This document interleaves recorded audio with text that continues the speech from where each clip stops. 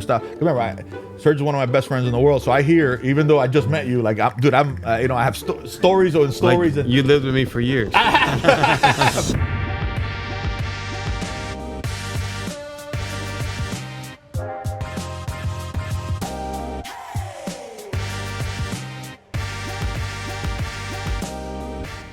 Feldman, first and foremost, thank you. I know you're a busy guy, so I really appreciate it, man. My man, awesome. Glad to be here, man. You're definitely our first big interview, so I appreciate that. So Feldman, I kind of want to start a little bit from the beginning. You're a Pennsylvania guy, right? Yeah, Philly. Yep. Philly guy. Holy shit. Philly. Yeah, that's a different. I actually go to Pennsylvania a lot for my kid. I spent last year about a month in Pennsylvania.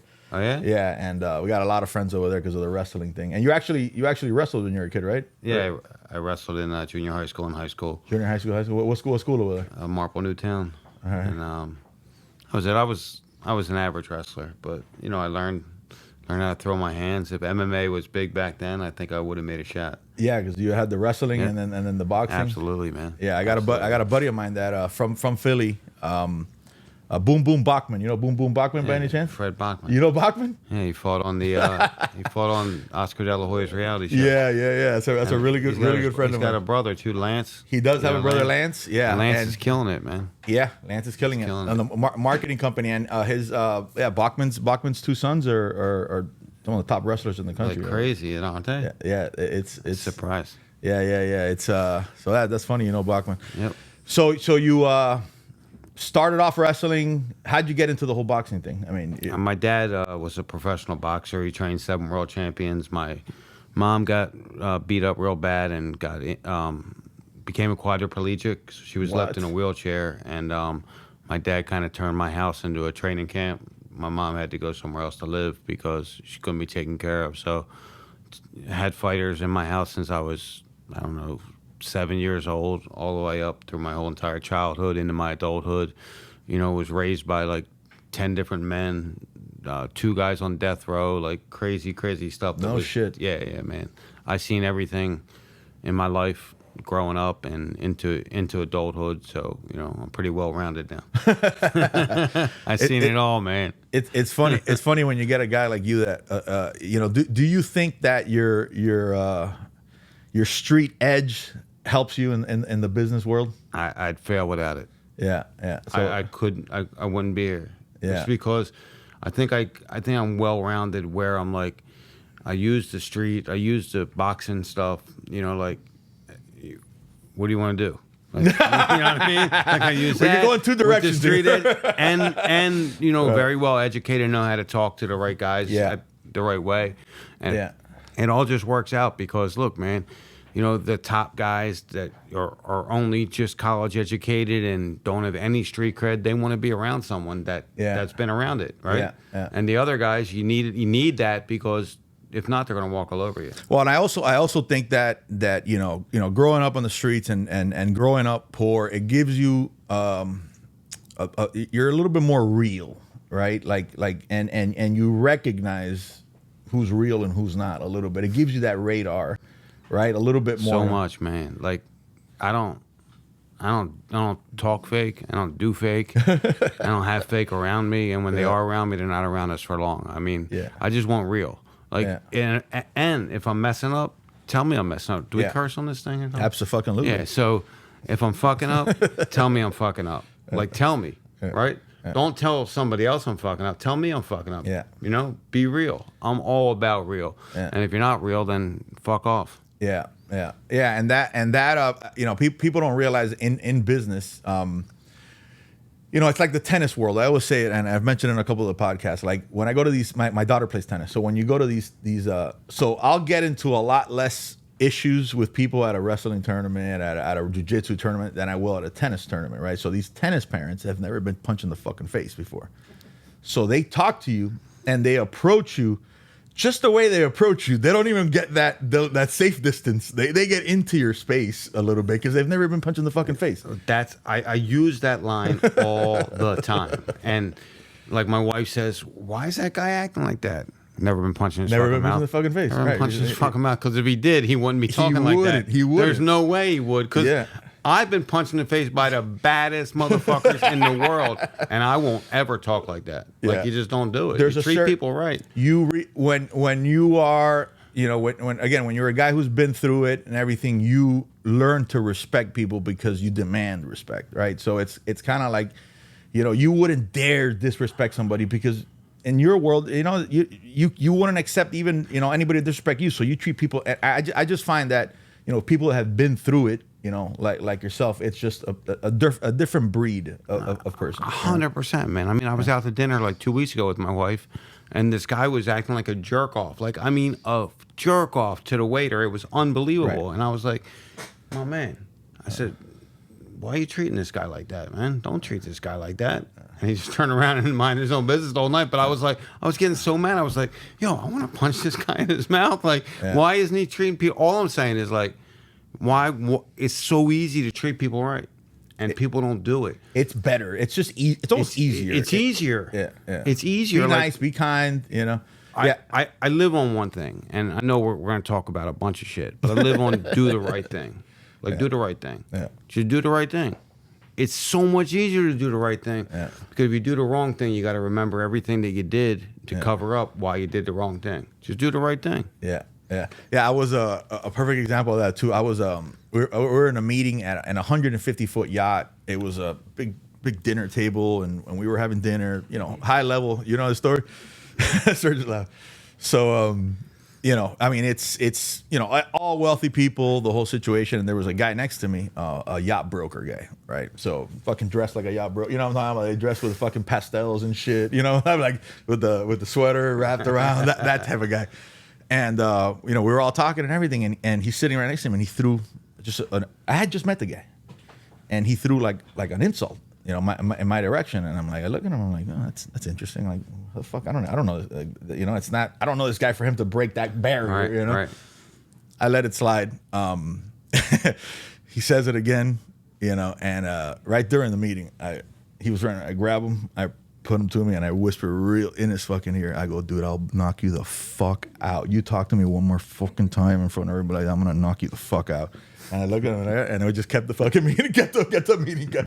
You know, because again, that guy thinks that he's, you know, just could go out there and do whatever and say whatever he wants, you know. Yeah, man. And I think that's another reason why, you know, with the fighters, I got such a great relationship with them, because they know respect that I've got punched in the face. Right? I'm not a promoter that just asks someone for money to put a fight on. Yeah. I did bare knuckle fights. I did boxing. I did everything. Yeah. I did it. So I treat them with respect. Yeah. Because you know what it feels like to taste a punch, and I don't like it. Have you had any issues with the fighter? Because I mean, at the end of the day, listen, I grew up, you know, in boxing gyms with Adida. Adida was my kickboxing coach. My since I was 16 years old. You know, so I know there's characters. Yeah, there I mean, they're crazy motherfuckers. You know, I two nose to noses and was like, my man, don't touch my nose because I'm gonna knock you the fuck out. And I did. I said, look, you don't understand. I will knock you the fuck out. And I sometimes forget that I'm 50 now, and I'm like, maybe, you might not be able to. know. Last thing to go is your punching power. So I will knock them the fuck out. Yeah, but you might get hit. But that's what I said. I said, I don't know, man. Can I still take a punch I used to take when I was 35? So I'm like, you know what? Maybe we should just end this. In my head, I'm like, maybe we should just end this shit and we shouldn't start banging. Speaking of that, if one of my fighters knocks me out, it probably doesn't look really good for me. No, it's not a good idea. Probably not a good idea. And speaking of that, Tyson and what's his name? Jake Paul. Yeah. What do you think? I mean, I think it's the reflexes situation. I don't think I don't think at 60 years old you're not going to have the reflexes to get away from a young man's punches. You know, it's so hard. That's why I think a lot of people are going to tune into this, because it's hard to say. Like, right? You want to say Mike Tyson's going to walk all over this kid. Yeah. But he's 50. He'll be 58 years old, I think, at the time of the fight. Yeah. 58. His reflexes are going. 60-year-old man. Now look. By the way, he didn't have an easy life either. It's not like a guy who's been eating fucking vegan and doing yoga his whole life. You know what I mean? I mean, if he cracks Jake Paul, he's probably going to knock him out. Yeah. But he has to get through everything to get there, and it's not going to be easy. And you know, a lot of people, you know, talk shit on Jake Paul, but listen, Jake Paul isn't the best fighter in the world, certainly not. But I mean, he's learning on the job. He's learning on the job, and he's getting better and better every fight, man. He could crack. I mean, talking promoting wise, forget about it. This kid's have figured it out. Second to none. Second to none. It's crazy. But yeah, I mean, but if we really think about Tyson, even, and again, I'm a huge Tyson fan and everything. But if you think back on Tyson's even heyday, I mean, when he would get tested, he would, he's not the guy funny. to get tested. Teddy Atlas was one of his old trainers. Teddy Atlas, he has a saying. I forgot what it was. No, but he just said the other day, he said, Mike Tyson's only really been in 4 fights and he lost all 4 of them. Yeah. He said the ones that he got pressured, he lost every one of them. Now, I don't necessarily agree with that because, I mean, he's been in, not that he folded when he got pressed, but I think he's been in more than 4 fights. I think he's been in some fights where he looked sensational. He's one of the hardest punchers ever, but he could be that big bully that when he got backed up, couldn't go back the other way again. It's and it has it in every sport. Like if you're the bully, you're a great bully. But if that bully stands up, the other guy stands up to the bully, and then all of a sudden he's on his heels. It's a whole different world. So I don't know, man. That's a tough one. You're right. People are gonna tune in. I've never tuned into one of them. I'm gonna tune into this one. I'll watch it 100%. I might even be there. No, really. I mean, I think it's a spectacle. I think it's something that I would want to see. Yeah. And usually I'm not into this kind of stuff, but it's Mike Tyson. It is. Right? It is. Dude, I remember when back in the days when he would fight, it was like the Super Bowl. It was like shit would stop. Oh, Mike Tyson, and you knew it was a minute, 30 seconds. But you stopped to watch it. It's crazy. I remember watching him get knocked out by Buster Douglas that night. I remember Jim Lantley's voice go, "Mike Tyson has been knocked out," and I was like, "Holy shit! I can't believe this just happened." We never thought it was going to happen. Right? It was crazy. Yeah. So business-wise, man, how the fuck did you do this? How the fuck did in 5 years, 6 years? Right? Yeah. I mean, listen, it takes, what is it? What's that whole, it takes a whole lifetime to become an overnight success. I mean, I understand that part, so I know it's been more than that, but as far as the company's concerned, man, what the fuck? It's crazy. I mean, you pinch yourself sometimes, or what the hell's going on here? I don't have time to really because because listen, people don't see the lows, right? The lows in building this thing, and I don't show them the lows. But there's a lot of lows, man, and I don't have time because I'm dealing with the lows to get back to the highs. Right. So I don't have time to really look at that. Every once in a while, what I do is I Google BKFC, right, and I just look at all the stuff that people talked about it and the articles, and I was like, damn, man, we built something unbelievable here. Crazy. Because if you are sitting inside, like my one buddy said, Dave, you got to step out of the jar sometimes. And I'm like, what are you talking about? He's like, you live in this jar. Every once in a while, step out of the jar and read the label so you see what you built. Because if you don't, I like that. You can't really work as hard because you get frustrated too easy. But I'm like, we are building something special. I read some of the things that says, can it be the next UFC? We're probably never going to be the next UFC. Why do you say that, though? I'm just saying UFC is a juggernaut. It'll take a lot for us to get to be the next UFC. I think that we can be. But they're different sports. I mean, we agree they're different sports. But I think we can be the second biggest combat sport promotion in the world, hands down, no doubt. Yeah. And if I would have said that 5 years ago, people would have probably put me in a padded room. You know why I disagree with you there? And I'm a huge MMA fan and everything, but there's still a lot. There's still more boxing fans than there are MMA fans today. Well, listen.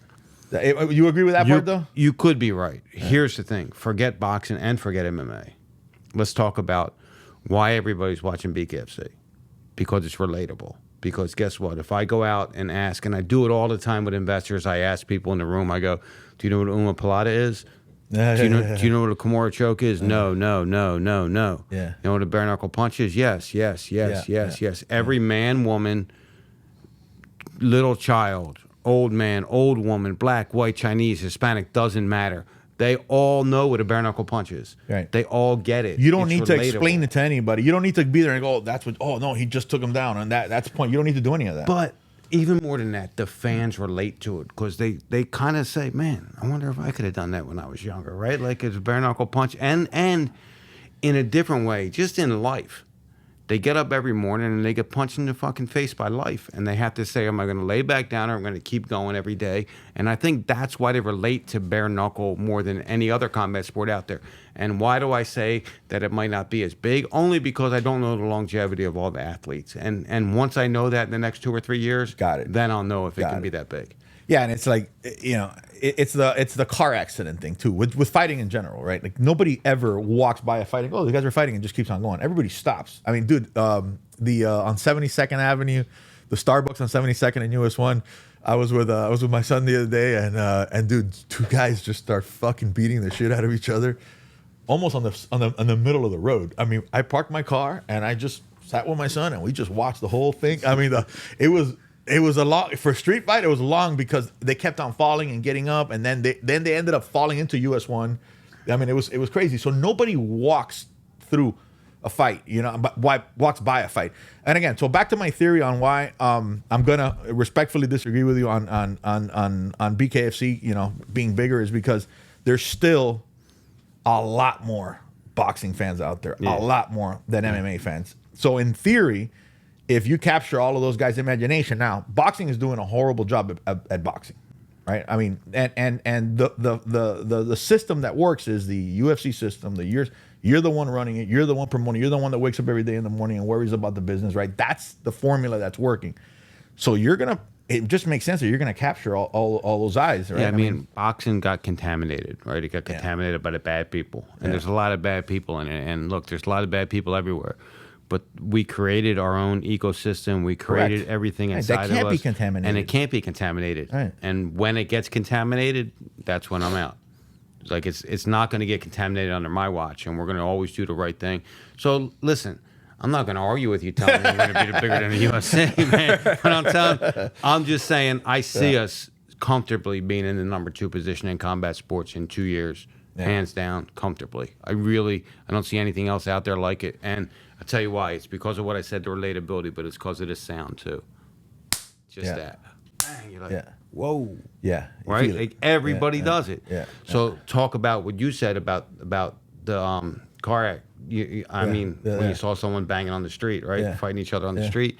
When you go to a basketball game and there's a fight in the stands, what do you look at, the game or the fight? Absolutely. When you forget that. Yeah. When you go to a world heavyweight boxing championship and a fight breaks out in the stands, right? What do you watch? That's a good point. You watch the fight in the stands. You watch the fist fight. Yeah. That. Did you hear? Did you hear the other day Dana White talking about the fight in the brawl in the stands in Mexico? Did you hear his commentary on it? There was a huge, there was a huge brawl in the. I heard that. So what he says was he goes, dude, it's the fucking craziest thing I ever seen. Security never stopped it. The fight ended when the fight ended. Like people just got exhausted. And they went back to their seats, got their beers, and just kept on drinking. That's crazy. Like they didn't even fuck with it. Like he's like, hey, it's Mexico. You know what? Sometimes I think that might be the way to do it, because it seems like sometimes the security just makes people get more hype. Listen, I don't suggest it. Yeah. I'm going to be over secure. Yeah. Have more security than we need. But I'm saying maybe that's the way to do it. Yeah. Have you seen that video on Instagram that there's two dogs barking at each other like fucking, and then the gate opens. And then both dogs just stop barking. It's pretty much. How many times have you seen that though? A security guy hold them back down. Yeah. A guy goes and they pull away, and the guy like, whoa! When it's about to get real, I'm out of here. Right, that's it. So what do you see in like what short-term goals? What are you looking at? Long-term goals? I mean, long-term goals is worldwide, right? Yeah, I mean, listen, we're like I said, we started June 2nd, 2018. We did our first show in a hockey rink, a little hockey rink in Cheyenne, Wyoming. About 1,500 people in attendance. We're doing shows now, 8,000 to 10,000 people consistently. We've tomorrow in Miami will be our 5th straight sellout this year. So we're selling out all the time. We're just getting bigger. We're getting bigger and better sponsors on board. We're getting bigger and better TV networks better athletes that want to talk to us now. Bigger athletes, bigger names, better names, better sponsors, better venues, better everything. So where are we going to end up? I mean, I think in 2 years there's nothing else that can touch us. Like I said, the UFC. I don't see anything else out there that can really touch us in 2 years. I know the other guys are going to do their things, but it doesn't have that like oh shit moment like we have, right? It just doesn't have it. Yeah. And you hear that sound and you're like, whoa, and people continuously get engaged. And the biggest thing about bare knuckle fighting is once you watch it once, it's hard to watch something else. Yeah. You become a fan for life. I just got to get them to watch that first time and it's over. When you talk about lows, because I mean, look, I have a company. 2008 was my low. I mean, there was just as low it can get. When you talk about lows, what was there a point where you're like, fuck, dude, this is like, either I get this done or I'm done. I mean, yeah, man. Look, so my mom as I mentioned, was a quadriplegic. She got beat up really bad Was it a jacking? Where was it? What do you mean beat up really bad? Like no, she was dating some guy. He beat her up really bad, threw her out of the car, ran her over. Jesus. And left her as a quadriplegic for the rest of her life. And wow. She like that's insane. Did everything like as a quadriplegic. Went to college, wrote poems. But the big thing that gets me is she had a paintbrush in her mouth and she painted these beautiful flowers with her mouth. Wow. And I have them hanging in my office. And every time like it gets rough, I'm like, man, look at what my mom did. But back in 2016, November 2016. You know, I was at my lowest of lows. I got 60. We're talking about almost 8 years ago. 8 years ago, I was at my lowest point I've really ever been at in my life. I got diagnosed with cancer. I got turned down by another state. I got turned down by 28 states total in bare knuckle, but I got turned down by another one. I was dead fucking broke. I had $262 to my name. Like I was dead fucking broke. And I was shit at home. And you weren't no spring chicken at that time either. Nah, shit at home wasn't going good. It just wasn't. You know, I wasn't a depressed person. Nights crying because I'm fucking tell you right now. I spent a lot of nights crying fucking during crying like losing crying my business and crying. I had it was a bad day. I drove to the Commodore Barry Bridge, which is about half hour from my house. Get out of my car. I grabbed it, man. It was freezing cold, man. I remember the steel was freezing cold, and I lifted a leg up, and I was just gonna jump, man. What stopped you? I saw my mom's picture, man. I saw my mom's picture, and I was like, you're like, just pushed if away. She could do it. Got back in the car, and I said, man, I'm never gonna be here again. I'm gonna be the biggest fucking thing I can ever be. No one will ever stop me. Blah blah blah. This whole fucking thing, crying my eyes out, man. And I got that video. I watch it like once a month. And what video? I never. I took a video of myself in the car. Holy shit! When I got back to the car because I was like, man, like I was crying, like I was like, I got home and. You know, I talked to my wife, and she was like, I didn't know, you know, you were going through that stuff. And actually, I didn't tell her for like 2 days. She's like, what? I had no idea. It was just, you know, you don't know everybody's story, right? And it was a bad day. It was a really bad fucking day. And what was it? Something in business that it was that day, or like fuck, you got hit with got kicked in the balls, just everything just piled up. Woke up in the morning. Cancer, dead broke. Thinking the business I'm working on is just gonna be shit. Arguing with my wife, going and just being like, "Fuck." What were you doing at that time? What did you do before this? I was promoting fights. Also, I was. But your whole life, that's what you'd done? Nah, I own 2 bars. 2 bars. I did a lot of shit. I did everything. Entrepreneur. Every fucking thing. Yeah. But it was, you know, I lost my second bar because I kind of got fucked by the township. I was redoing something and they wouldn't approve the zoning, and I shut it down and I got screwed, and I was just dead broke, man. I was dead broke. You think if no one ever gave me shit, so I wasn't going to ask. I had pride the size of fucking, you know, the Atlantic Ocean. I couldn't ask anybody for anything. Yeah. I couldn't because my wife had money. I couldn't ask her for it because I'm like, who the fuck kind of fucking guy asks his wife for money, right? Yeah. Like I couldn't do it, so I was like, fuck it, let me just jump off this fucking bridge and I ain't got to worry about shit anymore. And I didn't. And I'm so thankful that I didn't. So thankful that I saw that picture in my head, because if I didn't, you know, I wouldn't have been there. I wouldn't have built this. I wouldn't have. Like literally, the picture of your mom popped up in your head. Like that's picture of her roses, of the flowers of the flowers. These roses, and I was like.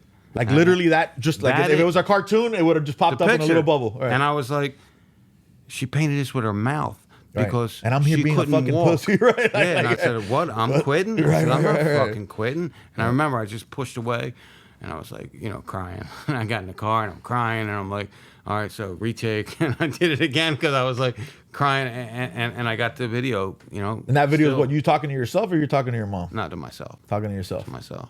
Have you posted that video anywhere? No. I won't. You won't? I'll never post it. That's personal to me now. Yeah. I mean, look. Don't lose it though. Shit. if I sell it, safeguard that thing. If I sell it for 9 zeros, you know, and I'm happy and content, not with money, but I'm happy and content as a human being, and I feel like I accomplished what I need to accomplish in life, and that was, you know, going past all my obstacles. Yeah. And if I do that, maybe I will, because I really think that video will change a lot of people's life. Yeah. But I'm not ready to show it yet. Yeah. Just not ready to. Yeah. Now, do you think also that the let's call it the failure in the bar business, because the way I look, I didn't go to school for business, right? every kick in the nuts. I haven't come around to it, but I want to put like a diploma on my. It says School of Hard Knocks. Fucking right. Because I fucking learned everything just by making them. It's like Edison. He said, I just ran out of wrong ways to do the light bulb. You know what I mean? I didn't figure out the right way. I fucking ran out of wrong ways to do the light bulb. You know what I mean? Yeah. Well, so you think that those failures are? Would you be here right now if it wasn't for those failures? Not a chance in the world. But I mean, it's funny because a lot of people say, "Can you tell me, what's the path to success? How'd you succeed? How'd you succeed?" I said, I can't tell you how I succeeded. I'm going to tell you how. Just don't quit. How I learned from every single failure. Well, here's the 2 things I say. The 2 major things, and when I explain the whole thing, you'll really understand. Patience and don't quit. Now, of course, you're going to say, "Yeah, I get it," but really, no, like for real, don't quit. Right. You're driving down this long-ass road, and you know that the destination is down that road, but you can't see it. And you go, "Fuck this, man, I'm turning around." You turn around, you quit. It was 5 minutes down the road, you never made it. Yeah. You didn't have the patience not to quit. I mean, yeah. So you quit. If you have the patience I think I'm too enough stupid to go quit. after your dream, but if you do, you got the patience enough to go after your dream and go after what you want in life, and you don't quit, you have to make it. Yeah. I mean, I'm not saying you have to be what I'm doing, what you're doing, what Serge is doing, but I mean, if your goal is just let me pay off my house in 10 years, or if you have that patience to do it and you have a plan to do it, you're going to do it. Yeah. Right? Yeah, but like, so if somebody takes a snapshot of you like right after like the bars failed and everything like that, is Feldman a good businessman? Probably not. I mean, he failed at a pretty solid business, right? But that's the thing that what people don't realize is that a lot of people go to school for this shit. Like they go to Harvard and this and that. Like us guys that started from scratch, you learn. That's the only way you learn. There's no professor to call and be like, who the fuck are you gonna call and say, hey, how do I? What book are you gonna read to be like, how do I start a bare knuckle and make it into $1 billion company? 100%, man. I started this big food festival business when shit wasn't going that good. I was resourceful. I always figured something out. So I started this food festival business. Going into a story about this. So I started this food festival business, and I got my son involved with me, and he's like an ace. He's unbelievable, right? Never gave my son a dime, ever. Like literally might have gave him $20 or $100. I never gave him any real money. I gave him opportunity. Yeah. The kid fucked me. Like we joke about it now. He fucked me for 2 semesters, pretending he went to college and went to work every day, right? We went to college. He wasn't going to college. He's now the top 1% earners in Pennsylvania. Wow. Never, ever went to college. Yeah. So college is overrated. I mean, unless you're going to be a doctor and engineer, you maybe have to, but it is. Like in my world, like both of my kids are athletes. I want them to go to school. I want them to go just because I want them to compete. But yeah, I don't see it. I mean, like, it's man, I graduated with a 1.5 GPA and I'm doing all right. And I didn't graduate. Actually, I graduated the year before they switched it to a 2.0, so I would probably still fucking been there trying to figure out how to get a 2.0. I'm not discouraging people from going to college. You want to go to college? It's okay, Feldman. You can say it, dude. No, but I mean that. Look, if you go to college, you want to be a doctor, you want to be a lawyer. That's different. You want to be an accountant. You have to have that degree to do that. Do it.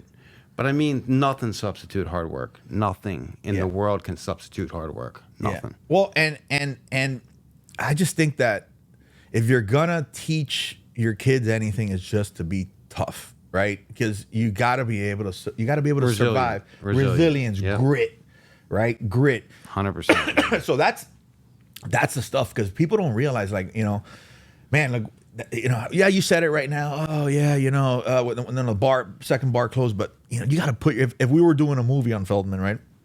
There's probably a whole fucking 20 minutes on the day the bar closed, and you're there sitting like, what the fuck am I gonna do? Like, why can't I figure this out? Because I remember thinking, like, bro, why can that guy do it and I can't do it? You know what I mean? Like that low, that at night, and feeling like a fucking loser and just trying to figure it out. Dude, and what is it? Like, that sucks. But I want to tell you, listen, when I tell you, like, I didn't have enough money to buy a fucking sandwich. Yeah. Like, I really didn't. Right. Yeah. Like, when the bar closed, then I fast forward to when I was going to jump, but when the bar closed, I didn't have shit. Like, I wanted to go to my dad and be like, "You okay? I had $20 to buy something to eat. Yeah. $20." And you got a bar, right? You're a fucking loser, motherfucker, man. How the fuck did you get yourself here? Yeah.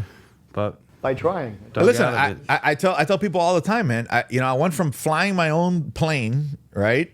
I got my pilot's license, flying my own plane to all my offices and shit like that, to like rationing out my food to last, a week because I wasn't a check coming in.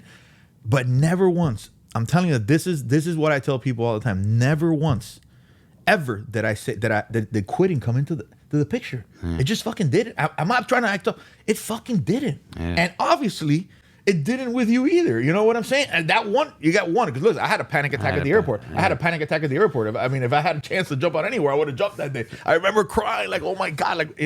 So listen, whoever hasn't had that in business, that panic, it's you haven't been in business long enough. Let's put it that way. And I think that prepped me for what I'm going through now. Right. That's the point, right? The whole world sees BKFC and says, man, it's the biggest thing out there. It's one of the biggest things out there, but there's struggles there. There's struggles every day funding it and getting this event. Right, but none of those because obstacles, we're expanding.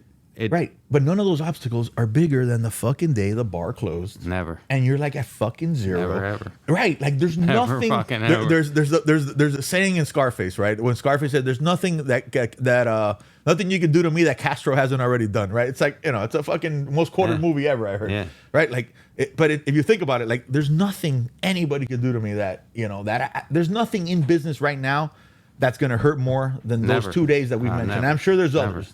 Never. Never, ever. Oh, you lost an investor, or I don't know. You had that fight. I know you guys were all stressed out. Remember, Serge is one of my best friends in the world. So I hear, even though I just met you, like, I have stories on stories. Like, and you lived with me for years. I have. That day that they canceled that Delray Beach when they canceled the whole fucking right. Dude, I'm like, oh my God, I'm stressing for you guys. I'm like, what the dude? Those are the things, right? But again, nothing compares.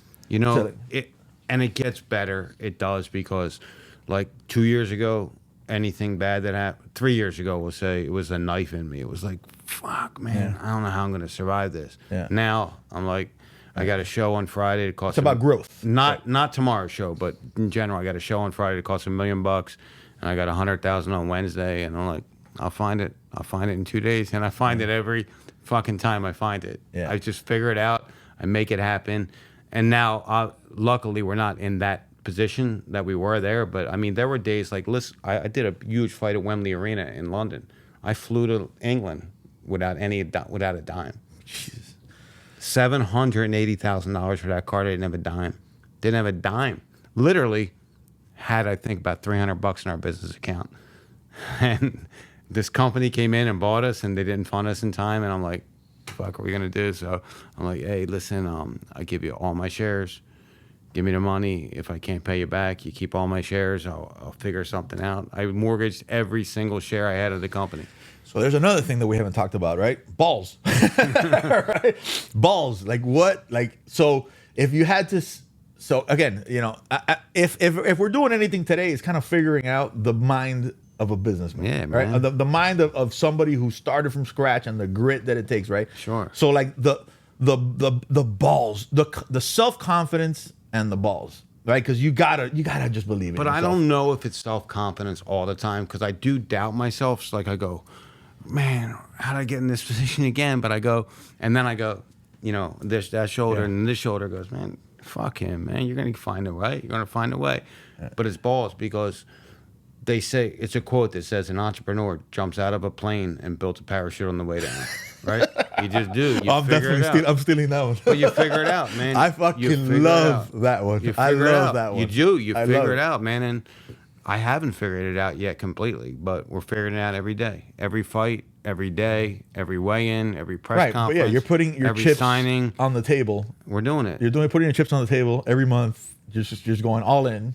You know what I mean? And it's funny. The worst thing that's going to happen is people are going to talk bad about me. Yeah. Who gives a fuck, right? But 3 years ago, it was like a knife. Like every time someone said, he sucks, or that business sucks. Yeah, you're past. You're past that stage. Fuck yourself, man. You're past that stage right now. The hurt now is nowhere near compared to those, and now it's just about growth and just making mistakes. It is right, but then again, how does somebody, a street guy who has failed in business, pretty much till right now. Sure. What comes together, right? Like it's a fascinating thing. So all of us, dude, you're in high level business. Right? You're in international high level business right now. Every single person that invested into me, and I got a lot of investment into me now. They all said it or invested in you. It was my passion. I just sold my passion. You're not investing in the company, investing in you. Right. Look, I think bare knuckles cool, but if it was, this guy over here doing it, I wouldn't invest in it. Yeah. I'm investing in you. I see your passion, and I can't quit. Like, I can't quit because my dad always told me I wasn't going to be shit in life. I can't quit. Right. Like, that's one of the reasons. Like, I'm like, he ain't fucking right, and I'm going to show him every day he ain't right, right? And I can't quit. Yeah, that's another motivation for you. You got a lot of little things. A lot of little things that you dig deep when you're in there, and you're like, look. I mean, I went to therapy, the whole thing. I had a fucked up childhood, dude. I had so much shit go on, you don't even know, and I don't want to go into it now. But I mean, fucked up childhood, and I just wanna be able to make it better for other people that have to go through this kind of journey and are fucked up, and give them confidence that they can do it. I mean, that's really. We just talked about it when we ate, Serge. I said, I want to change people's lives, right? Like, I said, why are you doing this to one of the girl fighters? She goes, I want to change people's lives. I want to tell them that they can do it. And I go, every one of my interviews, they go, what's your number one goal? I said, I want to change people's lives. Dude, let me tell you something. So we do, I'm a board member in Little Abner Foundation, right? So Little Abner Foundation, we do stuff for sports and everything like that, right? Which is cool. Archery, taekwondo, wrestling, the whole thing. But every year we take... a bunch of terminally ill, a lot of quadriplegic kids to Disney. You did that last week? Last week, yeah. This is our 7th year fucking doing it. I get goosebumps just fucking thinking about it. Because if you really want to realize, it goes back to your story on that. And you know, when you see your mom with a fucking paintbrush and everything, it's like when you see these kids, you know, and I'm gonna try to not get emotional through it but it's when you see these kids that didn't do anything wrong. Right, didn't make a mistake, didn't do anything, and they're in a fucking wheelchair. A lot of them are orphans, quadriplegic, and terminally ill. Yep. So we had to take, you know, again, all the credit to Raul. You know, he's the architect of this, and he's the one putting his fucking ambulance company, putting everything right. But we're taking them in a fleet of ambulances basically because dude, 2 of them couldn't even make it. Last year, a couple of them died before because we do it once a year, right? Then 2 of them died after that. But if you sit there and you see these kids, I'm talking about Feldman. I'm talking about little kids, bro. You know, and they're in their wheelchairs, just that, and some of them could barely smile, but you could see us when Disney comes out, Mickey comes out, they see that smile. You want to feel like a fucking pussy? Go to one of those. Go to one of those events and push the wheelchairs, and you'll be like, you know what, dude? Nothing is hard. So back when I was promoting boxing, I did a fight for this kid named Paul Kress. He was dying of cystic fibrosis. And I brought him to the fight, and we did this whole entire foundation around him. And the only thing I could not stop noticing is he had the biggest smile in the fucking room. Like, he was facing death literally in 3 months. And he couldn't stop smiling, and my kids were complaining about everything. And I was like, you little motherfuckers, look at this kid. Yeah. He's facing death, and he's smiling, and you're complaining that you don't have this or you don't have this? What are you guys doing, man? Yeah. You know, like, it puts life into perspective, man. Totally. What they're going through, what feeding tubes.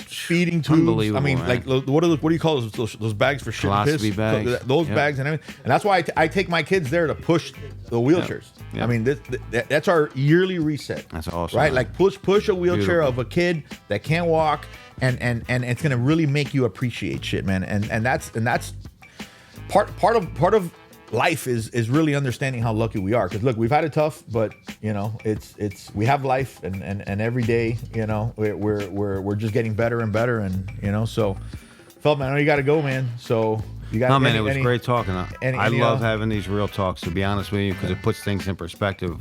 For me, even today, as I'm going through struggles today, and I'm like, man, the fuck am I worried listen, about? We're rooting for you. All right. You're one of the guys that you're looking. You're like, you just fucking. I don't know if it's maybe I'm a little closer because you know I'm hearing a little more stuff and everything. We're fucking rooting for you, man. And every time you hit a home run, we're fucking happy for you. I appreciate you, man. Keep on doing what you're doing, buddy. Appreciate it, man. All right, man. Let's do it.